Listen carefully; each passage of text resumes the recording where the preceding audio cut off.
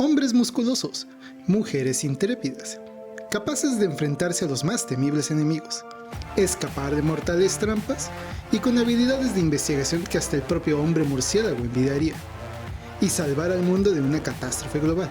Todo esto en nombre de la ciencia. O al menos eso es lo que las películas nos han hecho creer. Pero, ¿qué tan cerca está la visión hollywoodense de la realidad? Luces, cámara, acción. Estás en Arqueoloqué.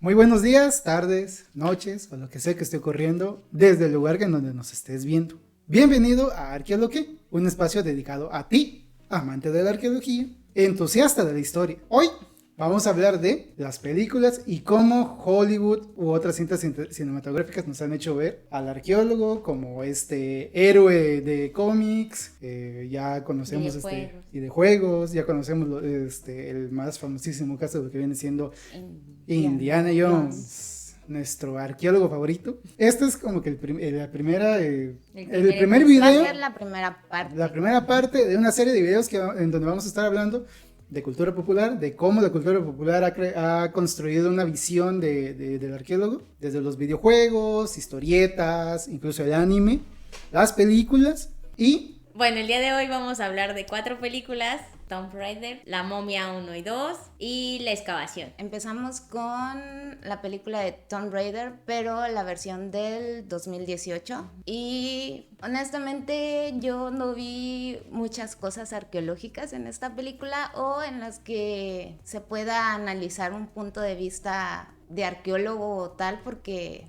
es más acción que investigación. No sé tú, David, ¿qué opinas al respecto? ¿Tú eres fanático de los videojuegos? Sí, yo soy fanático de los videojuegos. Quizá ahí lo más arqueológico que logré ver fue esta escena en donde no sé si se recuerdas, no me acuerdo si es donde el Lara está...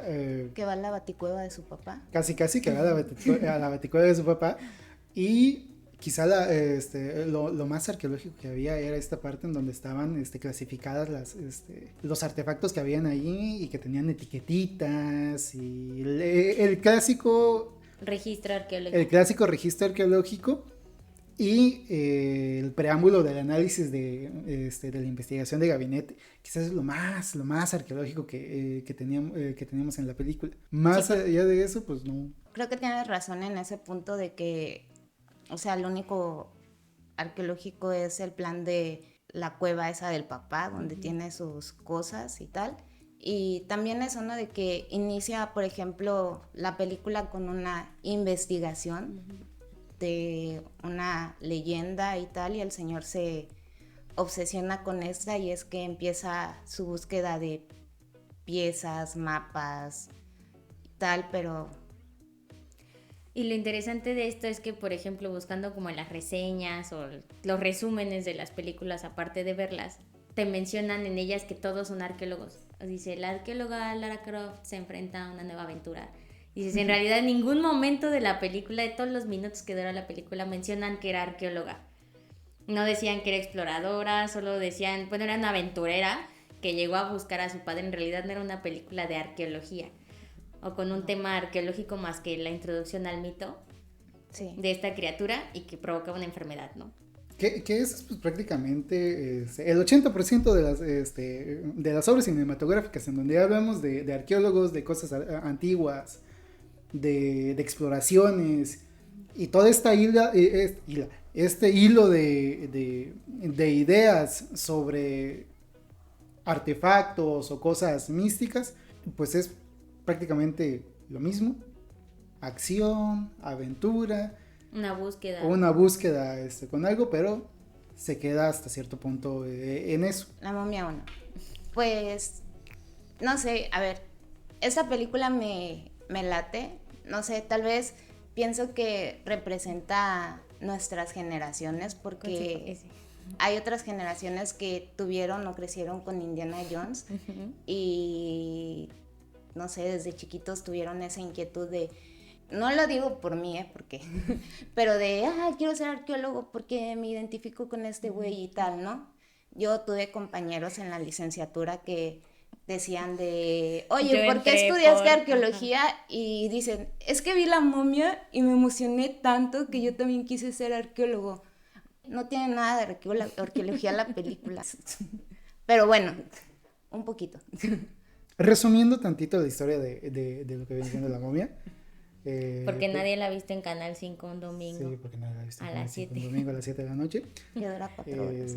Eh, la película está ambientada en 1929. Cuenta la historia de un grupo de sujetos por ahí, entre los que forman parte el dueño de uno de los museos de antigüedades del Cairo, exploradores, al parecer lo que nos dan a entender es que son británicos y que están haciendo también como una especie de competencia contra Norteamericanos. los arqueólogos o investigadores o exploradores norteamericanos. Y es una competencia para ver quién llega primero a esta supuesta ciudad olvidada. Hamunaptra. Y entre todas las burradas que llegan a hacer, despiertan a una momia y prácticamente tienen que salvar al mundo. ¿Dónde he escuchado eso antes? En todas las En películas. todas las películas. Y bueno, hay una serie de cosas que ahí pues sí me gustaron y otras que rayan en lo ridículo, como son este tipo de películas. Y de las cositas que sí me gustaron fue que esta ambientación de 1929 queda muy ad hoc con ciertos eventos de la película. Por ejemplo, recordemos que hay un momento en el que la arqueología y el coleccionismo están sumamente unidos a la evolución de la arqueología como ciencia. Entonces aquí en este momento como que vamos viendo de que, bueno, ya estamos un poquito más afianzados en cuanto a lo que viene siendo la arqueología. Sí. Y eso está genial. A mí me gusta esta parte porque pues sí te va dando pautas de que, bueno, el coleccionismo está como que en auge, es 1929, todos los museos están intentando conseguir objetos, momias, se habla por ejemplo de que, bueno, es que encontramos estas cosas y pues qué mejor que venderlos al Museo Británico o al Museo de Nueva York. Al Museo del Mejor Postor. Al Museo del Mejor Postor. Era la manera en la que conseguían las cosas en aquel entonces los museos. Y lo que obtenían estos exploradores el recurso para seguir haciendo estas. O sea, mientras más exótica era la pieza o más valor tuviera, era así como que más te vamos a financiar, ¿no? Para que sigas realizando tus Tráenos investigaciones. 3 más iguales. Sí. Entonces, hay otra cosa que también se me hizo muy, muy genial, que es Rick, el personaje de Brendan Fraser, y no me acuerdo cómo es que se llama este compa, el que es como morador de las arenas. Protector del sitio, Ajá, porque tiene de los unos descendientes protectores, de sí. los guardianes del faraón. Ajá. Esos. Entonces, ambos en algún momento hacen referencias a grupos étnicos de la región. Y eso es así como que, ¡ay! ¡Qué buena puntada! Por ejemplo, la parte en donde hablan de los beduinos y cómo los beduinos veían esta ciudad abandonada desde hace mucho tiempo. Y eso también me pareció genialísimo. Y lo que habíamos platicado la vez pasada. El capítulo pasado, sí. El capítulo pasado, investigaciones anteriores. ¿Quiénes habían llegado antes? ¿Quiénes habían llegado antes? ¿Quiénes habían intentado llegar antes a Hamunaptra? Incluso hay como que escritos, ¿no? En donde cual, por ejemplo, el que es el dueño del Museo de Antigüedades menciona que pues que tenía cierto conocimiento, ¿no? Y que pues habían X o Y personas que habían intentado llegar al sitio y que no lo habían conseguido, o incluso simplemente se habían perdido. Que eso también me recuerda a algo. Okay. Pero en fin. A las exploraciones, por ejemplo, de Catherwood o John Lady Stephens, que se quedaron en medio de sus aventuras. Y otra parte rescatable de lo meramente arqueológico es esta bonita escena en la que Brendan Fraser o Rick O'Connor le da un estuche a Evelyn para que haga la excavación y resulta que se lo roba a los norteamericanos. Entonces es la única evidencia que yo vi de algo puramente arqueológico, o sea, tener herramientas específicas para que puedas realizar las excavaciones, pero después nos dimos cuenta que todo lo destruyeron como todas las películas, no quedó evidencia de nada, se robaron un poco, pero por lo menos está esa pequeña luz de arqueología dentro de la película de acción. Sí. La Momia 2, pues... Esa no tiene nada de arqueología. No tiene nada de arqueología, amigos. Nada. Que eso sí, quizás lo único que sí me gustó fue la parte donde están clasificados creo que es un almacén, y al menos ahí en el almacén hay una parte, un letrero donde dice sección de cosas de Egipto, por ejemplo. Cuando van al Museo Británico, ¿no? Ajá, sí, cuando van al Museo Británico. Pero pues nada más. Además es un flashazo Sí. a lo que hay de arqueología, un poquito de arqueología. Pero bueno, yo donde sí quiero retomar un poquito de la momia es en donde está Evelyn, porque a mí Evelyn se me hace un personaje bien interesante y hay un chorro de cosas que hablar, tanto desde el punto arqueológico como creo que del punto como que personal del personaje. Bueno, yo creo, no es que yo crea, o sea, Evelyn es el personaje principal de la película, si lo queremos ver de esta manera, porque es la que tiene la idea de hacer la expedición, se la plantea al dueño de esta galería, y que el desgraciado nomás le dice de, hija, nada más te tengo aquí porque tus papás eran nuestros mecenas, pero en realidad no me sirves. Y ella es prácticamente el cerebro de todo, porque Jonathan es un inútil. Y después ella es la que tiene el ingenio, ¿no? Para mover y hacer las cosas, o sea, sabe. Y además habla la lengua, o sea, sabe el idioma egipcio y sabe un poco sobre lenguas antiguas. Entonces, para mí ella creo que es el personaje central de la película y no tanto O'Connell, que es el musculoso aventurero y tal. El explorador, el principal, ¿no? Pero también es muy importante eso, porque en realidad, aunque le dicen, retomando esta parte en la que ella no tiene toda la experiencia para ingresar a la universidad de estudiar, porque como sabemos, las mujeres en esa época o incluso en algunos lugares en la actualidad no tienen voz ni voto, no tienen derecho a la educación, a ciertos niveles de educación, se quedan en primaria, secundaria o en el país, en el grado en el que les toque. Entonces ver que aunque ella no es considerada apta para estudiar, ella solita se estuvo preparando. Al ser encargada de la biblioteca, quiero pensar que se comía los libros o se ponía a leer, a repasar, a buscar, a ser autodidacta. Sí. Y a ser como exploradora empírica, ¿no? Como le dicen ahora, arqueólogos empíricos. Que eso también es muy importante porque nos damos cuenta que nosotros somos arqueólogos por título, pero las personas con las que trabajamos, los que están en las excavaciones o los trabajadores que nos ayudan, pues son más arqueólogos, puedo considerar, que nosotros, que llevan años haciendo eso, se saben todas las técnicas de memoria. Entonces que ella pueda hacer eso, o que ella solita aprenda, sepa ciertas técnicas y sepa más que el hermano que fue a estudiar. Entonces dices, ¿cómo es posible que el otro, que sí lo aceptaron por ser hombre, que sí terminó los estudios y eres egiptólogo, no sabe absolutamente nada? Y él es un gran ejemplo del saqueador, porque era lo que iba, eran las piezas más grandes, el oro, y qué tanto le puedo sacar a esto, dónde lo puedo vender. Mi riqueza y renombre, Ajá. ¿no? Y ya está. Que mi nombre quede en los libros de historia, ¿no? Sí. Y también que se sigue ejemplificando, ¿no? El director del museo no la pela, y los norteamericanos que tampoco la tomaban en cuenta, y que es muy divertido ver cómo les gana la carrera de camellos, ¡Oh! porque ella sabía cómo controlarlos. Bueno, eran 4 patitas y corrían a Hamunaptra, ¿no? Unos iban en caballo y otros iban en camello, no estaba tan mal. Sí. Entonces ella sabía incluso información de los animales, de la comunidad de la región del Cairo, porque sabía que con cierto ruidito los camellos iban más rápido y ganaron. Entonces sí tenía un dominio completo, sí podría considerarse como la heroína de la película, la protagonista, porque ella es la que controla, como decía Carmen, ¿no? Controla todo. Desde el inicio, desde que derrumba la biblioteca hasta que matan a la momia. Era la única que podía leer los libros de los vivos y de los muertos. Entonces sí, se me hace el papel más importante de la película. Aunque honestamente ella fue la que despertó a la momia. Sí. Ella solita creó su el trama. problema. Ajá. Pero solita lo solucionó. Sí. Nada más necesitó que el Jonathan leyera un pedacito. Entonces es muy interesante. En La Momia 2 ya no se ve tanto ese papel, pero sigue siendo ella el tema central. Sí. Porque ella es como la reencarnación de Nefertiti. Y finalmente nos toca hablar de esta joyita que es la excavación. Ese es el nombre de la película. La pueden ver en cierta plataforma.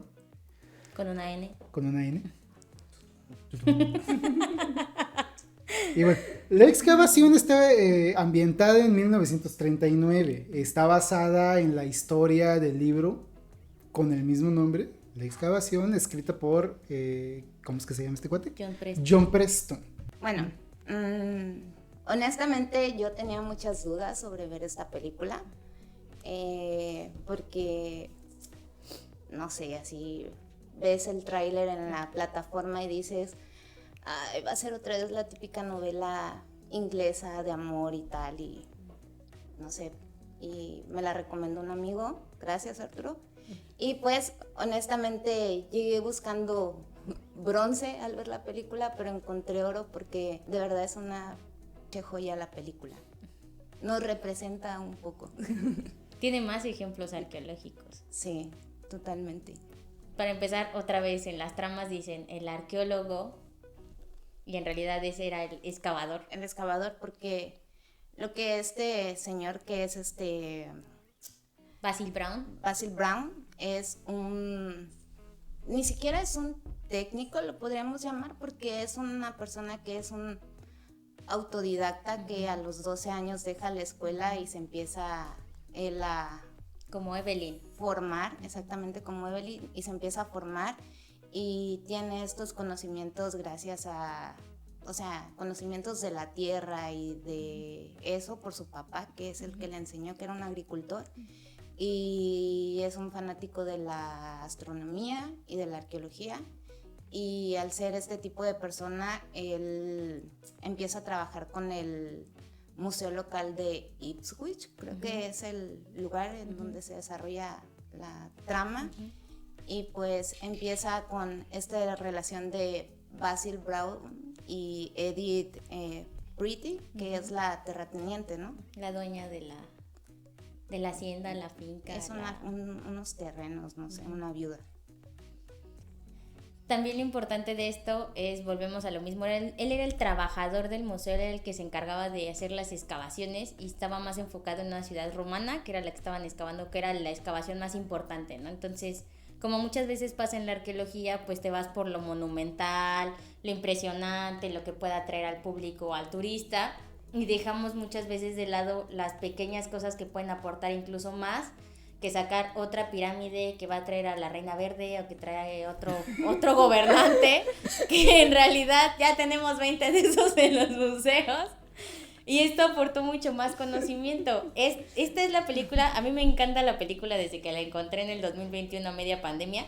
Entonces la puedo ver 20 veces, porque mientras más veces la veo, más datos arqueológicos o más evidencias de técnicas arqueológicas encuentro. Para empezar, él crea unas hipótesis o hace sus propios planteamientos de qué se puede encontrar en tal montículo, qué es más viable excavar en este que en el otro porque hay huellas de saqueo. Si tomamos en cuenta, por ejemplo, lo que hablamos en el capítulo anterior de cosas o conocimientos que tenemos los arqueólogos y este conocimiento que tenemos que tener previo a ir a una excavación.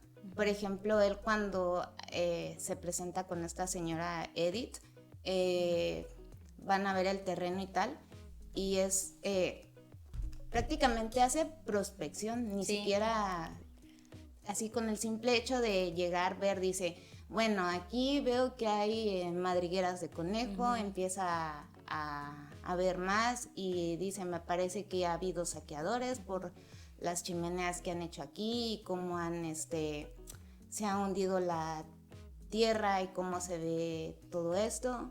Y pues yo pienso que este es un tipo de limo tal, el río está cerca y tal, ¿no? O sea, ya tiene ese conocimiento y prácticamente con el hecho de, o sea, con el simple hecho de llegar a este terreno, ver los montículos y tal, él ya se da una idea de qué es lo que probablemente se va a encontrar, además de que en la plática que tienen estos protagonistas, vemos que empiezan a hablar un poco también sobre la historia del lugar y ella dice de que, bueno, Enrique VIII realizó excavaciones aquí, pero pues es una lástima porque no tenemos algún informe escrito sobre las cosas que se llegó a encontrar, ¿no? Entonces, él por su deducción, o como lo llama en la película, el olfato, dice, yo pienso que es vikingo o puede que sea más antiguo, tal vez anglosajón, pero pues ya veremos, ¿no? Es mi hipótesis.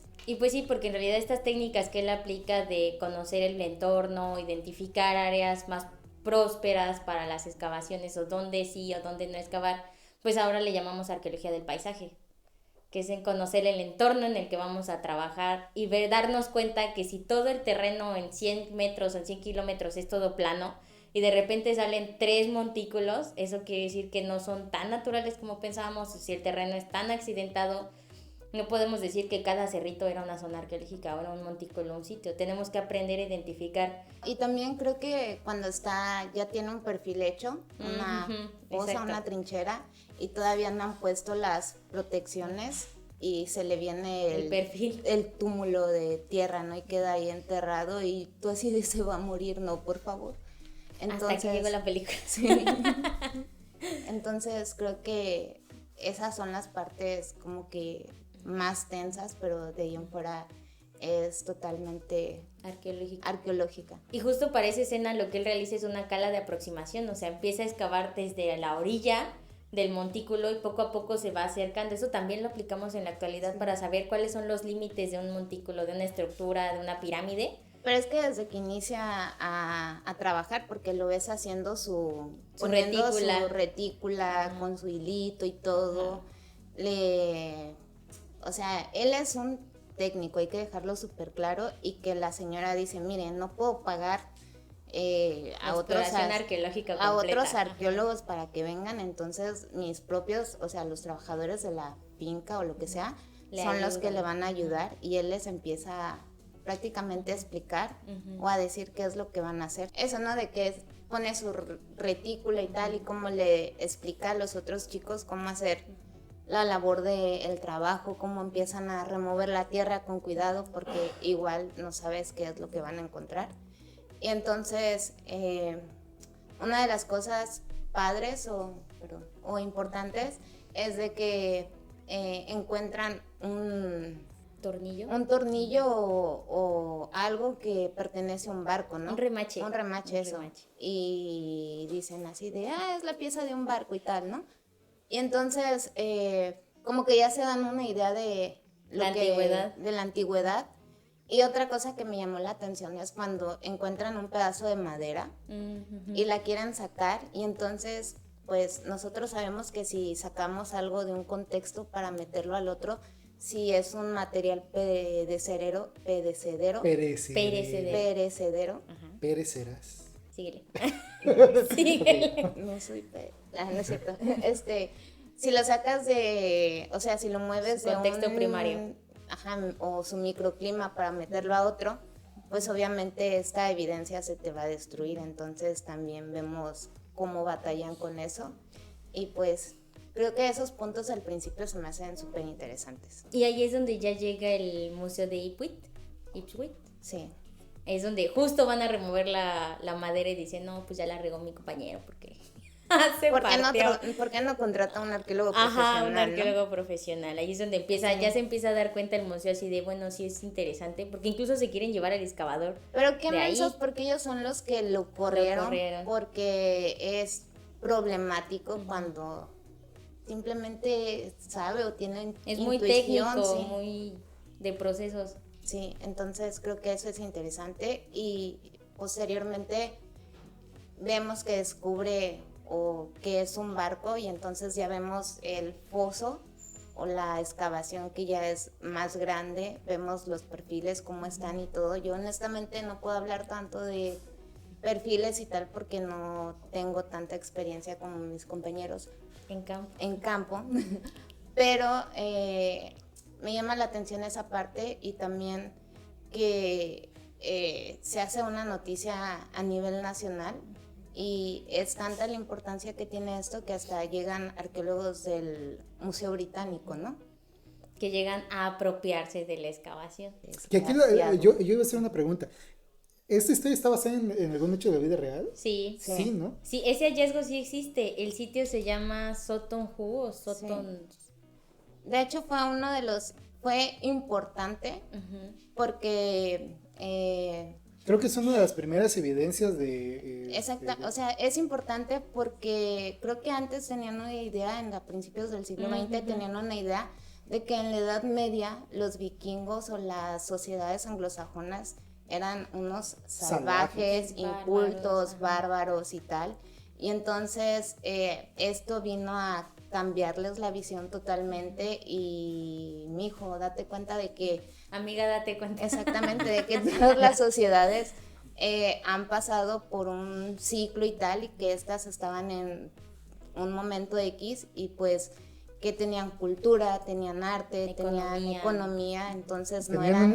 Cambia totalmente la idea y visión que tenían y entonces es un parteaguas, ¿no? Porque, o sea, ya no es el oscurantismo que antes reinaba o tenían, sino de que, mira, la Edad Media, no sé, creo que era la Baja Edad Media, no eran incultos, eran cultos y tenían esto, ¿no? Entonces, eso es lo importante de este hallazgo y que además sirvió así como durante época de guerra, me pareció leer en alguna parte, de que sirvió para alentar a la nación, porque como era época de guerra y tal, creo que ya lo repetí, pero X, alentar a la nación porque era una sociedad anglosajona del siglo VI, entonces sus raíces, ¿no?